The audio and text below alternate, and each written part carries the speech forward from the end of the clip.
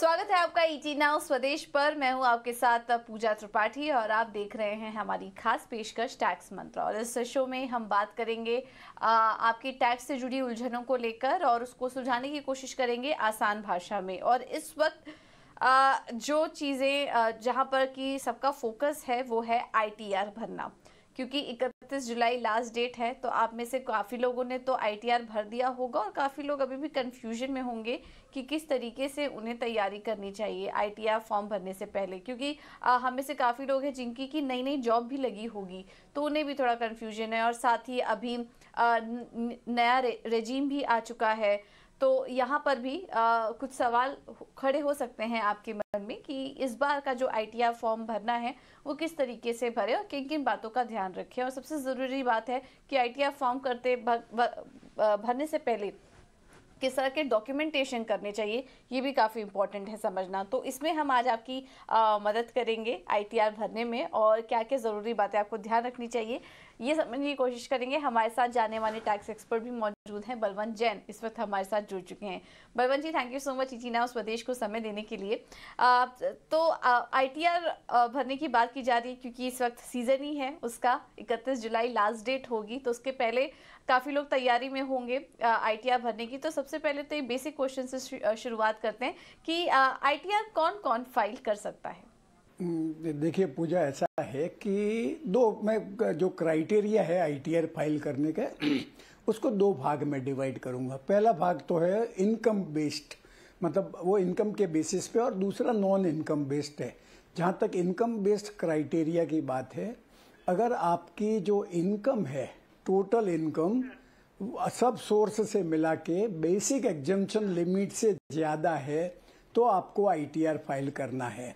और यह जो बेसिक इनकम जो गिन रहे हैं, बेसिक एग्जम्पशन से जो कंपेयर कर रहे हैं, वो इनकम है जिसमें आपको जो एटीसी का, एटीडी, एटीटीटीए, बाकी जितने भी डिडक्शंस वगैरह हैं, या जो एग्जम्पशन है 54, 54F, 54EC, उसके पहले, मतलब जैसे एग्जम्पशन नहीं लिया और डिडक्शन नहीं लिया, उसके पहले अगर आपकी इनकम एग्जम्पशन लिमिट से ज़्यादा है तो आपको आईटीआर भरना पड़ेगा।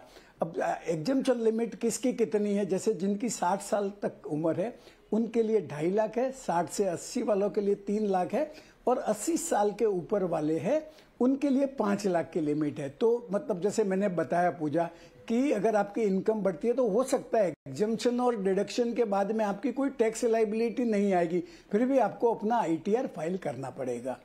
जहां तक दूसरा कैटेगरी क्राइटेरिया है कि किनको भरना पड़ेगा, जो नॉन इनकम बेस्ड है, उसमें बहुत सारे क्राइटेरिया है। एक क्राइटेरिया तो है कि आपका अगर फॉरेन में कोई साइनिंग अथॉरिटी है या कोई असेट वगैरह है तो आपको फाइल करना पड़ेगा। इसके अलावा ये जो है वो रेसिडेंट के लिए एप्लीकेबल है। इसके अलावा अगर आपने बैंक में करंट अकाउंट में कुल मिला के, सब करंट अकाउंट में मिला के अगर 1 करोड़ से ज़्यादा जमा कराया है, या सेविंग अकाउंट में 50 लाख से ज़्यादा जमा कराया है, तो भी आपको आईटीआर फाइल करना है। इसके अलावा अगर आपका टर्नओवर, अगर आप बिजनेस करते हैं और 60 लाख से ज़्यादा है और प्रोफेशनल है और 10 लाख से ज़्यादा है तो भी करना पड़ेगा। अगर आपका टीडीएस कट गया है 25,000 से ज़्यादा, तो आप तो भले आपकी इनकम कोई भी भले टैक्सेबल नहीं है, आपको आईटीआर फाइल करना पड़ेगा। सीनियर सिटीजन के लिए जो ये लिमिट है वो 50,000 की है। इसके अलावा कुछ एक्सपेंसेस बेस्ड है, जैसे अगर आपने फॉरेन ट्रिप के लिए भले आपके लिए खर्चा किया और किसी के लिए खर्चा किया, अगर 2 लाख से ज़्यादा खर्चा हुआ है तो आपको आईटीआर फाइल करना है। इसके अलावा अगर आपने इलेक्ट्रिसिटी का पेमेंट किया, भले मीटर आपके नाम से हो नहीं हो, और वो खर्चा पूरे साल में 1 लाख से ज़्यादा है, तो भी आपको अपना आईटीआर फाइल करना पड़ेगा। जी, अब दूसरा सवाल फिर ये उठता है कि आईटीआर भरते वक्त किन बातों का ध्यान रखना चाहिए। फॉर्म से पहले शुरुआत करते हैं क्योंकि इसको लेकर कंफ्यूजन काफ़ी बनी रहती है, खास करके जो नए नए टैक्स पेयर्स हैं उनके लिए भी, उनको दिमाग में कंफ्यूजन चलती है कि हमें कौन सा फॉर्म भरना चाहिए, तो कौन सा फॉर्म किसके लिए सही है, किस कैटेगरी के लिए सही है, इसके बारे में भी थोड़ा हमें बताइए। देखिए पूजा, ऐसा है, जो इंडिविजुअल है उनके लिए 4 तरह के फॉर्म है। एक आईटीआर 1 है जो एकदम इजी फॉर्म है, 1 पेजर बोलते हैं उसको। आईटीआर 2 है, आईटीआर 3 है और आईटीआर 4 है। आईटीआर 1 वो लोग फाइल कर सकते हैं जो इंडिविजुअल है, रेसिडेंट है और जिनकी इनकम 50 लाख से ज्यादा नहीं है। अब ये देखते हैं कि कौन आईटीआर, और इसके अलावा जिनकी बिजनेस इनकम और कैपिटल गेन की इनकम नहीं है। अब ये देखते हैं कि कौन फाइल नहीं कर सकता है। जिसकी एग्रीकल्चर इनकम अगर 5,000 से ज्यादा है वो फाइल नहीं कर सकता, नॉन रेसिडेंट फाइल नहीं कर सकता, एचईएफ फाइल नहीं कर सकता, अगर उसके एक से ज्यादा प्रॉपर्टी है, फॉरेन में एसेट्स है, या अगर जो कहीं कोई कंपनी में डायरेक्टर है या अनलिस्टेड शेयर्स वगैरह है, ऐसी परिस्थिति में आईटीआर 1 फाइल नहीं किया जा सकता। अब आईटीआर 2, जो लोग आईटीआर 1 फाइल नहीं कर सकते हैं और जितनी बिजनेस इनकम नहीं है वो आईटीआर 2 फाइल कर सकते हैं। मतलब रेसिडेंट फाइल कर सकते हैं, नॉन रेसिडेंट फाइल कर सकते हैं, एचईएफ फाइल कर सकती है। आईटीआर 3 के पहले मैं आईटीआर 4 लेना चाहूंगा। आईटीआर 4 में जो लोग प्रिज्यूमटिव बेसिस पे अपनी इनकम डिक्लेयर करते हैं, मतलब जिनकी इनकम 50 लाख से ज्यादा नहीं है और उनके जैसे बिजनेस में कुछ टर्नओवर के बेसिस पे प्रॉफिट प्रिज्यूम किया जाता है, या जैसे प्रोफेशनल है तो सर्टेन 50% ऑफ ग्रॉस रिसीट है वो माना जाता है, तो वो लोग आईटीआर 4 फाइल कर सकते हैं। परंतु अगर कोई एसएससी जो स्पेसिफाइड प्रोफेशन या बिजनेस में डील करता है और अगर वो क्लेम करता है कि मेरी जो इनकम है वो जो इनकम टैक्स डिपार्टमेंट या जो लॉ अज्यूम प्रिज्यूम करता है उससे कम है, तो उसको आईटीआर 3 फाइल करना पड़ेगा और उसको अपने बुक्स ऑफ अकाउंट्स वगैरह भी ऑडिट कराना पड़ेगा। और बाकी जैसे जिनकी बिजनेस इनकम है उनको आईटीआर 3 फाइल करना पड़ेगा। एक बार मैं बताना चाहूंगा सैलरीड लोगों को कि जो लोग डे ट्रेडिंग करते हैं, मतलब जैसे सेम डे परचेज सेल किया, तो वो जो ट्रांजैक्शन है वो स्पेकुलेशन ट्रांजैक्शन गिना जाता है और वो बिजनेस इनकम में आएगा। तो वो भले लॉस है या इनकम पॉजिटिव है, आपको आईटीआर 3 ही फाइल करना पड़ेगा। एक बात और मैं आईटीआर 1 के संदर्भ में बताना चाहूंगा कि अगर आपकी इनकम फ्रॉम अदर सोर्सेज में है और अगर आप उसके सामने कुछ खर्चा क्लेम करना चाहते हैं, तो भले ही आपकी कैपिटल गेन की इनकम नहीं है, बिजनेस इनकम नहीं है, फिर भी आप आईटीआर 1 फाइल नहीं कर पाएंगे। ऐसी परिस्थिति में आपको आईटीआर 2 फाइल करना पड़ेगा। ठीक है। इसके अलावा बलवंत जी ये भी बताइए कि आईटीआर फाइल करते वक्त किन किन बातों का ध्यान रखना चाहिए, मतलब किस तरह के डॉक्यूमेंटेशन ज़रूरी होते हैं। सबसे पहले तो यहाँ पर सैलरी क्लास के बारे में बात करिए कि जब वो अपना आईटीआर फिल कर रहे हों तो उन्हें किस तरह के डॉक्यूमेंट्स अपने पास रखनी चाहिए। देखिए पूजा, जो सैलरीड लोग हैं उनको अभी तक फॉर्म 16 मिल गया होगा, तो उनको अपना जो फॉर्म 16 है वो कंपेयर करना चाहिए कि उन्होंने जो एलटीए का क्लेम है या जो एचआरए का क्लेम वगैरह किया है, जिसके डॉक्यूमेंट दिए हैं, उसका प्रॉपर डिडक्शन दिया है कि नहीं दिया है। इसके अलावा दूसरे जो डिडक्शंस हैं, आपके होम लोन है, लाइफ इंश्योरेंस प्रीमियम है, बच्चों की फीस वगैरह, उसका एम्प्लॉयर ने प्रॉपर डिडक्शन दिया है कि नहीं दिया है। अगर एम्प्लॉयर ने डिडक्शन नहीं दिया है तो यह आपको अपने एम्प्लॉयर को बताना पड़ेगा कि मैंने ये डॉक्यूमेंट सबमिट कर दिए है और यहाँ पे मेरा वो डिडक्शन रिफ्लेक्ट नहीं हो रहा है। इसके अलावा आप अपना जो टैक्स कंसल्टेंट है उसको भी बता दीजिए कि ये जो डॉक्यूमेंट आपने सबमिट किए हैं और एम्प्लॉयर ने अगर आपको क्रेडिट नहीं दिया है। इसके अलावा पूजा, जो सैलरीड लोग हैं उनको अपना फॉर्म 26 AS और AIS जो एनुअल इंफॉर्मेशन स्टेटमेंट है वो डाउनलोड कर देना चाहिए और उसमें भी देखना चाहिए कि क्या क्या इनकम रिफ्लेक्ट होती है। जैसे सेविंग बैंक का इंटरेस्ट है, अगर आप शेयर्स वगैरह में डील करते हैं, आपका इन्वेस्टमेंट है तो डिविडेंड वगैरह है। इसके अलावा डिविडेंड पर TDS वगैरह कटा होगा, आपकी FD वगैरह तो उसका TDS वगैरह कटा होगा, तो वो भी आपको जो फॉर्म 16 के अलावा वो भी आपको देखना पड़ेगा और अपना जो रिटर्न फाइल करे उसको कंसीडर करना पड़ेगा। नहीं तो नॉर्मली सैलरीड लोग क्या करते हैं, अपना फॉर्म नंबर 16 जो है वो अपने कंसल्टेंट को दे देते हैं या जो ऑनलाइन ई फाइलिंग की वेबसाइट्स वगैरह हैं वहां पे अपलोड कर देते हैं, तो ये बाकी इनकम वगैरह है वो इसमें रिफ्लेक्ट नहीं होती है उनके आईटीआर में, और वो वैसे लॉ का कॉन्ट्रावेंशन है। तो यह सब सैलरीड लोगों को ध्यान रखना चाहिए। बिल्कुल। बवन जी, ये तो बात हुई सैलरी क्लास की, लेकिन इसके अलावा जिनकी रेगुलर इनकम नहीं आती है, जैसे काफ़ी लोग बिजनेस कर रहे हैं, प्रोफेशन में हैं, उन्हें किन बातों का ध्यान रखना चाहिए? किस तरह के अकाउंट स्टेटमेंट या किस तरह के डॉक्यूमेंट्स उन्हें अपने पास तैयार रखने चाहिए आईटीआर फॉर्म भरने से पहले? देखिए पूजा, ऐसा सबसे पहले तो उनको देखना चाहिए कि वो प्रिज्यूमटिव टैक्सेशन की जो स्कीम है उसके लिए एलिजिबल है क्या। दूसरा, उनको देखना चाहिए उनका जो टर्नओवर कितना है। अगर टर्नओवर जो ऑडिट की लिमिट है उससे ज्यादा है तो फिर उनको ऑडिट की तैयारी करनी पड़ेगी और जो ऑडिट की रिपोर्ट है वो अपलोड करानी पड़ेगी। कई जो बिजनेस वाले हैं जो जो जिनकी इनकम आती है उस पर टीडीएस कट जाता है, तो उनको जो मैंने बताया फॉर्म 26 एएस और एआईएस डाउनलोड करके अपने पास में जो अपनी बुक्स में जो टीडीएस का एंट्री हुआ है उससे रिकंसाइल करना चाहिए। और जो अगर रिफ्लेक्ट नहीं हो रहा है तो वो डिडक्टर को दिखाना चाहिए। जैसे डिडक्टर को कह सकते हैं कि भाई आपका टीडीएस नहीं आ रहा है। इसके अलावा कुछ जो प्रोफेशनल्स हैं वो कैश बेसिस पे अपनी बुक्स ऑफ अकाउंट्स रखते हैं। जो बिजनेस वाले वो तो मर्केंटाइल बेसिस पे रखते हैं, तो वो जो भी इनकम एक्रू हो गई भले आई नहीं आई इनकम में बताते हैं। प्रोफेशनल है वो जो अपनी इनकम जो बैंक में आई है उसको ही बताते हैं, तो उनको फिर ये डिसाइड जाने में हमसे छूट जाती है, हम मिस कर जाते हैं। इस तरह की कौन सी इनकम हो सकती है जो कि आप भी इस चीज़ से रूबरू हुए होंगे कि अक्सर आईटीआर फाइल करते समय ये सारी चीज़ें लोग अवॉइड कर जाते हैं, नज़रअंदाज कर जाते हैं। तो ऐसे कोई पॉइंट्स हमें बताइए जो कि अब तक दर्शकों को नहीं पता होंगे और इनको भी ध्यान में रखना ज़रूरी है आईटीआर भरते समय।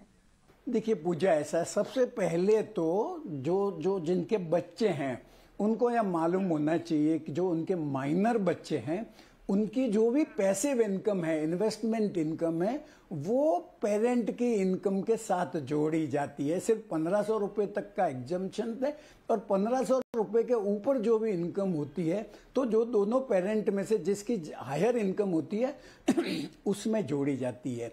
दूसरी जो अक्सर भूल होती है, जैसे टैक्स पेयर अपना बैंक का स्टेटमेंट वगैरह लेके उसमें जो ट्रांजैक्शन दिखेंगे वो रिफ्लेक्ट कर देंगे अपना, पर कई बार ऐसा होता है जैसे कई लोग अपना म्यूचुअल फंड में इन्वेस्टमेंट करने के लिए एक बार को एक स्कीम में पैसा डाल देते हैं और उसमें से सिस्टमेटिक ट्रांसफर प्लान के जरिए अपनी टारगेट स्कीम में इन्वेस्ट करते हैं। तो जो पहले आपकी सोर्स स्कीम है उसमें से जो रिडिम्पशन हुआ है उस पर जो प्रॉफिट होता है वो भी आपको अपना इनकम में बताना पड़ेगा। और चूंकि ये बैंक में रिफ्लेक्ट नहीं होता है तो कई एसएससी है बताना भूल जाते हैं। इसके अलावा जो इन्वेस्टर्स है वो जैसे उनकी कोई स्कीम परफॉर्म नहीं कर रही है और उसी फंड हाउस की अगर दूसरी स्कीम परफॉर्म कर रही है तो उसको शिफ्ट कर देते हैं, स्विच कर देते हैं, जो आपका बैंक अकाउंट में रिफ्लेक्ट नहीं होगा। तो आपको एक काम करना चाहिए, आपको म्यूचुअल फंड हाउसेस से आपका जो पूरे साल का कैपिटल गेन का स्टेटमेंट है वो मंगवाना चाहिए। जो लोग शेयर में डीलिंग करते हैं उनके केस में भी ऐसा कई बार होता है कि सेम डे आपने कोई शेयर खरीदा और उसके सामने दूसरा बेचा, तो वो आपके बैंक में तो वो जो नेट चेक आएगा या नेट चेक जो आपने दिया है वो रिफ्लेक्ट होगा। तो जो शेयर परचेज और सेल का ट्रांजैक्शन आपका रिफ्लेक्ट नहीं होगा तो वो भी आपको देखना पड़ेगा और वो आपको बताना चाहिए। इसके अलावा अगर आप रेसिडेंट है तो आपका फॉरेन में जो भी इन्वेस्टमेंट है या फॉरेन में बैंक अकाउंट है या कोई साइनिंग अथॉरिटी है वो बताना भूल जाते हैं, वो बताना बहुत जरूरी है। बिल्कुल, तो इन बातों का आप ध्यान रखिए। किसी को इंटरेस्ट इनकम भी मिलती है, ब्याज के जरिए भी इनकम होती है। जैसे अगर किसी ने अपने पैसे एफडी में रखे हों या फिर किसी और तरीके से इन्वेस्ट किया हो, निवेश किया हो, तो वहाँ पर भी उनको ब्याज मिल रही होती है इनकम के तहत। तो उन्हें कैसे शो करना चाहिए और कहाँ पर वो इस चीज़ को डिस्क्लोज कर सकते हैं? देखिए पूजा, ऐसा है कि अब जब से ये एआईएस वगैरह आने लग गया जिसमें आपकी बाकी सब इनकम आती है तो आपको एआईएस डाउनलोड करते ही मालूम पड़ जाता है कि आपका सेविंग बैंक का इंटरेस्ट रिफ्लेक्ट होता है। अब चूंकि सेविंग बैंक का जो इंटरेस्ट है उसमें डिडक्शन है 10,000 तक का नॉन सीनियर सिटीजन को, और सीनियर सिटीजन को 50,000 का डिडक्शन है। तो कई जो सैलरीड सैलरीड लोग हैं वो ये सोचते हैं कि चूंकि मेरी 10,000 रुपए से कम सेविंग बैंक का इंटरेस्ट है, मुझे बताने की जरूरत नहीं है। वो गलत है, क्योंकि आपको ये इनकम आपकी ये टैक्सेबल है। आपको एक बार आपको इसको इनकम में बताना है और उसके बाद में जो आपका ATTT है, अगर आप नॉन सीनियर सिटीजन है 10,000 का डिडक्शन, और सीनियर सिटीजन है तो 50,000 का ATTT का डिडक्शन है। इसके अलावा जो senior citizen, normally senior citizen की अपनी FD रहती है, बाकी लोग भी FD करते हैं जिसपे TDS कट जाता है अगर आपका 40,000 रुपए से ज्यादा का इंटरेस्ट है, अगर एक पर्टिकुलर बैंक की सब ब्रांचेज को मिला के। तो कई लोग ऐसा सोचते हैं कि चूंकि मेरा TDS तो कट गया है, मतलब मेरे को अभी ये इनकम बताने की जरूरत नहीं। तो जो TDS की जो लाइबिलिटी है और टैक्स की लाइबिलिटी है, वो दोनों अलग अलग चीज है। कई केसेज में ऐसा हो सकता है कि आपकी इनकम टैक्स लाइबिलिटी नहीं होगी रिबेट या डिडक्शन की वजह से, और आपका TDS कट गया तो आपको रिफंड मिल जाएगा। और इसके विपरीत भी ऐसा होगा कि आपके जो FD का इंटरेस्ट है उस पर तो 10% TDS लगता है, जबकि आपकी हो सकता है आप 30% की स्लैब में हो तो जो 20% का जो पेमेंट डिफरेंस है उसका पेमेंट करना पड़ेगा। इसके अलावा एक आइटम और है, वो जो ध्यान रखना चाहिए टैक्स पेयर्स को, कि आपने जो FD में इन्वेस्टमेंट किया है और वो ऑटोमेटिक आप रिन्यूअल में डाल दिया है, मतलब आपके बैंक में वो ट्रांजैक्शन तो रिफ्लेक्ट होता नहीं है और वो जो आपकी मैच्योरिटी अमाउंट है उससे रिन्यू हो जाती है। तो वो जो इंटरेस्ट उस पर जो मैच्योर्ड FD है उस पर आपको बताना पड़ेगा। एक बात बताना चाहूंगा पूजा, कि इंटरेस्ट इनकम है वो आप चाहें तो रिसीट बेसिस पे जो कर सकते हैं, मतलब मैच्योरिटी पे जितना ब्याज आया वो उस साल में बता दो, या फिर आप एक्रूअल बेसिस पे कर सकते हैं, मतलब उस साल का आपका कितना ब्याज हुआ, भले वो ब्याज आपके खाते में जमा नहीं हुआ, इसके लिए आप बैंक से सर्टिफिकेट ला सकते हैं और वो सर्टिफिकेट के बेसिस पे आपको एक्रूअल बेसिस पे करना पड़ेगा। भले आप एक्रूअल बेसिस चूज करते हैं या रिसीट बेसिस चूज करते हैं, आपको यह consistently year after year follow करना पड़ेगा। मतलब ऐसा नहीं कि आपने एक साल रिसीट बेसिस पे बता दिया और दूसरे साल एक्रूअल बेसिस पे, ऐसा आप नहीं कर सकते। बिल्कुल बबन जी, और कौन कौन सी बातें हैं जो कि हमें ध्यान में रखनी चाहिए? ITR फॉर्म करते समय हम काफ़ी सारी गलतियां करते हैं, तो और कौन कौन सी ऐसी गलतियां हैं जिन्हें कि अवॉइड करना चाहिए? देखिए पूजा, ऐसा सबसे बड़ी जो मिस्टेक जो होती है वो लोग अपना जो कॉन्टैक्ट डिटेल्स है वो बराबर अपडेटेड नहीं रखते हैं। आजकल इनकम टैक्स डिपार्टमेंट डिजिटल हो गया है, आपको सब नोटिस वगैरह वो आपको ईमेल पे आते हैं, जो मैसेज वगैरह आपको आपके मोबाइल पे आते हैं।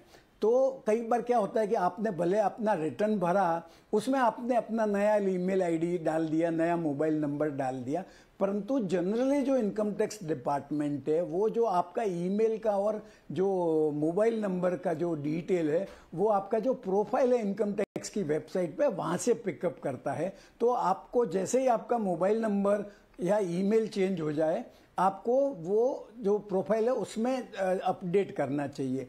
जो सैलरीड लोग हैं मैं उनको विशेष रूप से एक सजेशन देना चाहूँगा कि आप अपना जो इनकम टैक्स के प्रोफाइल में जो ईमेल आईडी या मोबाइल नंबर वगैरह डालते हैं वो अपना पर्सनल मोबाइल नंबर डालें और पर्सनल ईमेल आईडी डालें, क्योंकि हो सकता है आप अपना जॉब छोड़ दें तो आपकी जो ईमेल आईडी या मोबाइल नंबर है वो डीएक्टिवेट हो जाएगा और आपको वो कम्युनिकेशन आपको वो नहीं मिलेगा।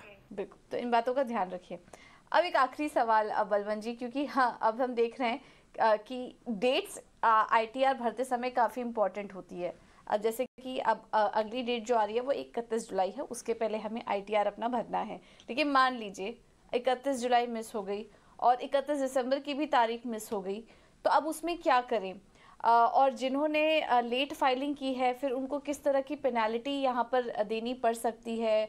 और अगर पिछले साल का भी कुछ ITR फाइल करना उनसे रह गया हो तो फिर वो क्या करें और वहाँ पर किस तरह का उनको पेनाल्टी देनी पड़ सकती है? इसके बारे में भी कुछ बताइए। देखिए पूजा, ऐसा है कि ITR जैसे 31 जुलाई है मेजोरिटी ऑफ द केसेज में, कि 31 जुलाई है वो डेट है, आपकी लास्ट डेट है ITR फाइल करने की। वो जो सब लोग का परसेप्शन ऐसा है कि वो लास्ट डेट है, पर वो लास्ट लास्ट डेट नहीं है, वो ड्यू डेट है। मतलब इस तारीख तक आप अगर इनकम टैक्स का रिटर्न भरेंगे तो आपको बहुत सारे बेनिफिट होते हैं। जैसे आप कोई लॉस कैरी फॉरवर्ड करना चाहते हैं तो आप अगर आईटीआर ड्यू डेट 31 जुलाई के पहले करेंगे तो करंट ईयर का लॉस आप कैरी फॉरवर्ड कर पाएंगे। अगर आपका रिफंड ड्यू है तो रिफंड पे इंटरेस्ट भी है। अगर आप ड्यू डेट के पहले फाइल करते हैं तो आपको रिफंड पूरे पीरियड का मिलेगा। परंतु ये ड्यू डेट के अलावा एक डेट और है जो जिसके बाद आप अपना आईटीआर फाइल नहीं, रेगुलर आईटीआर फाइल नहीं कर सकते, उसको लास्ट डेट बोलते हैं। वो लास्ट डेट है वो 31 दिसंबर 2023 है। 31 दिसंबर 2023 के बाद में आप अपना आईटीआर फाइल नहीं कर सकते। बिल्कुल। तो क्या आईटीआर अगर फाइल करेंगे, अगर लेट फाइल करते हैं तो उस पर पेनाल्टी भी लगती है, कुछ पेमेंट भी देना पड़ता है लेट फाइलिंग के लिए? देखिए पूजा, ऐसा है कि अगर आपकी ड्यू डेट निकल गई तो आप लास्ट डेट के पहले आईटीआर फाइल कर सकते हैं। उसमें आपको 5,000 की लेट फीस लगेगी, आपको इंटरेस्ट वगैरह लगेगा। अगर आपकी इनकम 5 लाख से कम है तो लेट फी आपकी 1,000 रुपये ही लगेगी। अगर लास्ट डेट भी निकल गई तो आपको एक अपडेटेड आईटीआर का भी प्रोविजन है जो 2 साल पहले इंट्रोड्यूस हुआ है। वो आप कुछ स्पेसिफिक कंडीशंस में ही आप फाइल कर सकते हैं। तो आप अपडेटेड, अगर आपको इनकम कुछ दिखानी है जो मतलब आप बताना भूल गए हैं तो आप अपना अपडेटेड रिटर्न फाइल कर सकते हैं। परंतु अगर आपने अपडेटेड रिटर्न भी फाइल नहीं किया तो इनकम टैक्स डिपार्टमेंट आप पे मतलब जो रिटर्न नहीं भरा है उस पर जितनी टैक्स लाइबिलिटी आप इवेड करना चाहते थे उसका 50% तक का 50% मिनिमम है और 200% मैक्सिमम है, वो आप पे पेनल्टी लगा सकता है।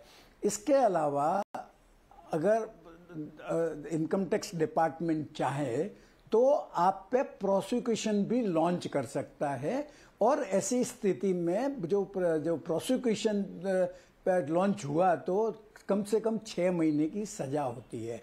पर मैं सभी टैक्स पेयर्स की रिलीफ के लिए एक बात बताना चाहूँगा कि अगर इनकम टैक्स जो बचाना इवेड करना चाहते थे आप, जैसे आईटीआर फाइल कर नहीं किया और आपका टैक्स लाइबिलिटी अगर 10,000 से कम था तो ऐसी परिस्थिति में प्रोसिक्यूशन लॉन्च नहीं होता है। राइट। तो इन बातों का ध्यान रखिए, आप टाइम से भर दीजिए जिससे कि आप एक्स्ट्रा पेनाल्टी के भुगतान से यहाँ पर बच सके और स्क्रूटनी से बच सके। मेन इसका बात का आप ज़रूर ध्यान रखिए। अगर आपसे डेडलाइन मिस भी हो गई है तो भी आप वापस से भर सकते हैं, थोड़ा एक कुछ फाइन के साथ, जुर्माने के साथ आप कर सकते हैं, लेकिन आईटीआर भरिए ज़रूर, ये काफ़ी ज़रूरी है। ऐसा नहीं है कि अगर आप इनकम टैक्स स्लैब में नहीं आ रहे हैं तो आपको लगता है कि हमें क्या ज़रूरत है, ऐसा नहीं है। आईटीआर फाइल करना सबके लिए ज़रूरी है, सबके लिए आवश्यक है। इसी नोट के साथ मुझे दीजिए इजाज़त। बलवंत जी, आपका भी बहुत बहुत धन्यवाद हमें समय देने के लिए और इस विशेष चर्चा में हमारे दर्शकों को आसान भाषा में समझाने के लिए कि आईटीआर फाइल करने के महत्वपूर्ण वजह क्या होती है। चलिए, इसी नोट के साथ मुझे दीजिए इजाज़त, लेकिन आप बने रहिए हमारे साथ। खबरों का सिलसिला आगे भी जारी रहेगा। नमस्कार।